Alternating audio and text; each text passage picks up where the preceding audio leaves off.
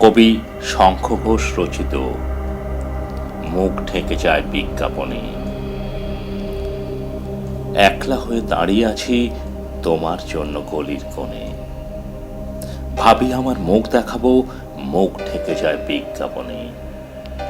একটা দুটো সহজ কথা বলবো ভাবি চোখের আড়ে, জৌলুসে তা ঝলসে ওঠে বিজ্ঞাপনে রং বাহারে।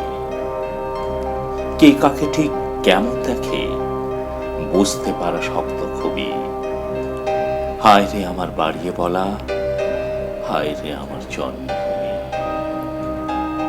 বিকিয়ে গেছে চোখের চাওয়া তোমার সঙ্গে ওতপ্রোত, নিয়ন আলোয় পণ্য হলো যা কিছু আজ ব্যক্তিগত।